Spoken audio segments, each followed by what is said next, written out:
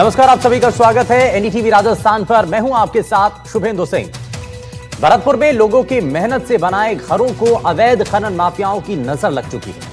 जिले के कई गांव में अवैध खनन माफियाओं का आतंक बना है और इस खनन का परिणाम यहां रह रहे लोगों को अब भुगतना पड़ रहा है, क्योंकि ये माफिया तो खनन कर रहे हैं, लेकिन लोगों को, घरों को जो नुकसान हो रहा है उसकी भरपाई कौन करेगा। खनन के लिए हो रही ब्लास्टिंग से उनके मकानों में दरारें आ चुकी हैं, फसल खराब हो रही हैं और लोग सांस भी नहीं ले पा रहे हैं। रोड पूरी तरीके से खराब हो चुके हैं और युवा सिलिकोसिस बीमारी से अब ग्रसित हो चुके हैं।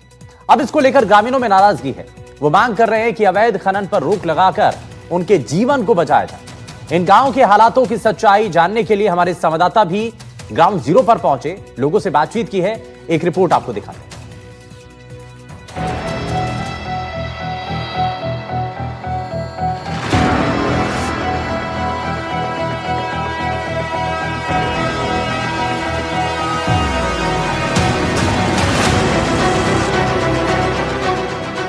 सालों की मेहनत लेकर एक आदमी अपना घर बनाता है, अपना खून पसीना लगाता है, तब जाकर एक आशियाना तैयार कर पाता है। सिर्फ यही नहीं, एक रोटी कम खाता है ताकि उससे अपने घर को बना सके। लेकिन जिस घर को बनाने में सालों लग जाते हैं, उसे टूटने में चंद सेकंड भी नहीं लगता। और जब इसकी वजह कोई और होता है तो नाराजगी तो लाजमी है। ऐसा ही कुछ हुआ है भरतपुर के गाँव में, जहां अवैध खनन माफियाओं ने ऐसा आतंक मचा कर रखा है कि हर घर परेशान है। कहीं मकानों में दरारें आ गई हैं, तो कहीं नींव ढीली पड़ गई है,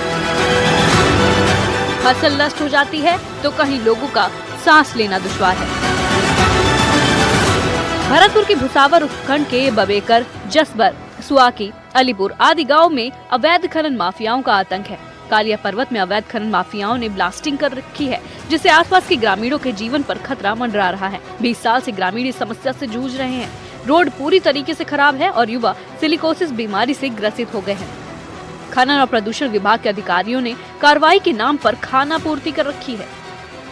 ये समस्या साहब हमारे यहाँ ब्लास्ट हो, रात दिन ब्लास्ट हो रहे और ये गर्दा उठे जाते, आम लोगों को भारी परेशानी हो रही है।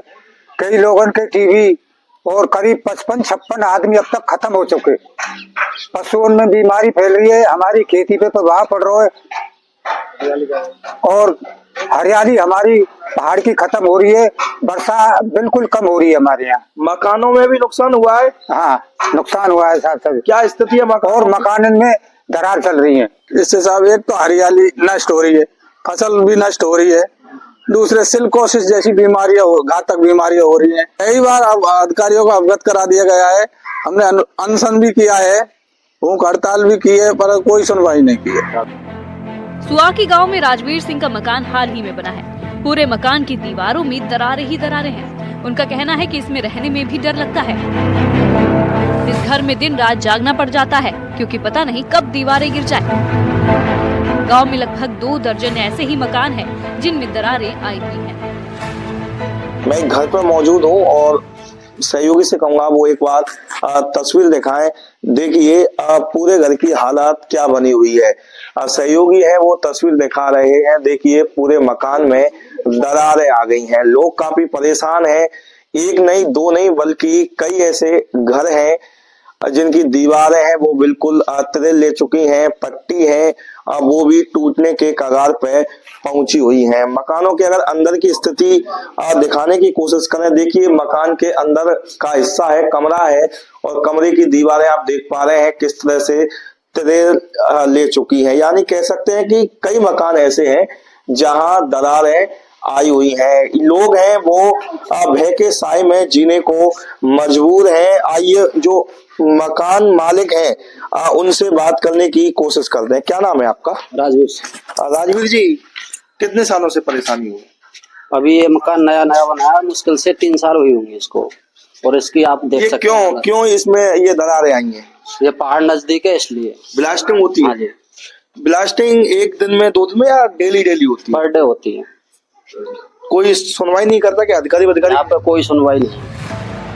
गांव वालों ने बताया कि 20 साल से अवैध खनन माफिया के द्वारा ब्लास्टिंग की जा रही है, जिसने जीना दुश्वार कर रखा है। कई बार अधिकारियों को अवगत भी कराया, लेकिन कोई सुनवाई नहीं हुई, जिससे ग्रामीणों में रोष है। वो मांग कर रहे हैं कि अवैध खनन पर रोक लगाकर उनके जीवन को बचाया जाए। पूरे मकान में दरारें हैं? हाँ, पूरे मकान में दरार है। बाहर क्यों आ जाते हैं आप लोग? यूं आ जाते हैं डर के मारे, मकान गिर जाए। तो पूरे गांव में यही हालत है? पूरे गांव में यही हालत है। आप लोगों ने शिकायत की?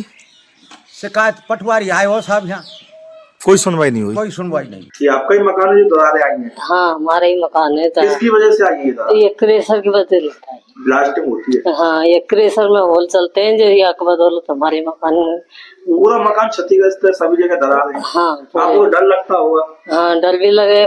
रात में चलते हैं, दिन में चलते हैं, जो हमको इतना डर लगता है बहुत ज्यादा। कहे तो हमारे बच्चा भी डरते हैं, हम भी डरते हैं। इस ब्लास्टिंग से मासूम बच्चे भी डर के साए में जीने को मजबूर हैं। बच्चों का कहना है कि उन्हें इन मकानों में रहने से भी डर लगता है कि पता नहीं कब गिर जाए। हमें बहुत डर लगता है। आवाजें आती है? बहुत भयंकर आवाजें आती है हमें। कहाँ भाग जाते हैं आप लोग? हाँ, हमारे घर भाग जाते हैं। तो ये डेली होती है ब्लास्टिंग? हाँ, डेली होती है, दिन रात। अलीपुर के ग्रामीणों ने बताया कि कालिया पर्वत के आसपास सभी गांव के लोग काफी परेशान हैं। यहाँ की युवा पीढ़ी ज्यादा नहीं जी पाती, क्योंकि यहाँ से उड़ने वाली धूल उनके लिए काल बनी हुई है। मकान, पेड़ पौधे पूरी तरीके से धूल से अटे पड़े हैं। स्थानीय लोगों का कहना है कि 20 से 22 किलोमीटर की दूरी में फसल भी नहीं हो पाती है। कोई 1-2 दिन को रोक लगती है, कोई कुछ नहीं होता है। खूब खनन हो रही है, खूब अवैध गल्लेबार वो कर लिया, खूब प्रशासन आ लिया, सब बिके बढ़े नीचे तो ऊपर तक। हालत खराब है? हालत खराब है। डर नहीं है, इससे ना तो फसल नष्ट होती है, कोई भी धूल जम जाती है तो फसल पूरी यहाँ 5-5 कोस तक फसल नहीं होती है और पूरी परेशानी है खनन से। बात यह है आदमियों को जीना हराम कर रखा है इन क्रेशर ने। हाल ही में एक वीडियो भी सोशल मीडिया पर वायरल हुआ था, जहां अवैध खनन माफियाओं ने कालिया पर्वत पर ब्लास्टिंग कर रखी थी, जिसके चलते ग्रामीण भयभीत थे। हमारे संवाददाता वहां भी पहुंचे, जहां इस खनन को अंजाम दिया गया। ये वही जगह है, कालिया पर्वत का आप हिस्सा देख पा रहे हैं, हमारे सीधी तस्वीर आप देख पा रहे हैं। ये वही जगह है जहां ब्लास्टिंग की गई थी और आप देख पा रहे हैं किस तरह से कालिया पर्वत को अवैध खनन माफिया है वो छल नहीं कर रहे हैं। अभी भी देखिए स्थिति ये है कि वहां कुछ मशीन वगैरह चल रही है और आप देख रहे हैं धूल है वो उड़ती हुई नजर आ रही है। अब आप अंदाजा लगा सकते हैं कि अवैध खनन माफियाओं के हौसले इतने बुलंद हैं कि वो दिन रात पर्वत को छलनी कर रहे हैं। आसपास के जो लोग हैं वो काफी परेशान है। देखिए बिल्कुल कालिया पर्वत के सटी हुई फसल है, फसल भी पूरी तरह से चौपट हो गई है। यहाँ किसी भी प्रकार की कोई फसल नहीं होती है। मेरे साथ में ग्रामीण है, आइए उनसे बात कर लेते हैं। क्या नाम है आपका? मेरा नाम राकेश और प्रोकी पथेना है। क्या कहेंगे, बड़ी स्थिति खराब है, अवैध खनन माफियाओं के हौसले बुलंद है? मैं बताना चाहता हूं सर कि यहाँ पर पहले हमने बाबा कालिया, ये पर्वत है, धार्मिक आस्था का केंद्र है, गोवर्धन बाबा का छोटा भाई है ये। यहाँ पर आदिकाल से परिक्रमा दी जाती है और 40 से अधिक यहाँ पर मंदिर है इस काली बाबा में और 11 से 12 किलोमीटर की इसकी पदयात्रा है। मैं बताना चाहता हूं कि इन क्रेशर वालों के, ये जो अवैध ब्लास्टिंग करने वालों के इतना मतलब यहाँ स्थिति गंभीर कर दी है कि जनता को दहशत में ला दिया है। जनता इनसे परेशान है, दबंग गई है, लोग अपनी दिखाते हैं। गोवर्धन पर्वत का छोटे भाई के रूप में माने जाते हैं बाबा कालिया को। माननीय मुख्यमंत्री भजनलाल शर्मा जी भी इसकी परिक्रमा दे चुके हैं कई बार।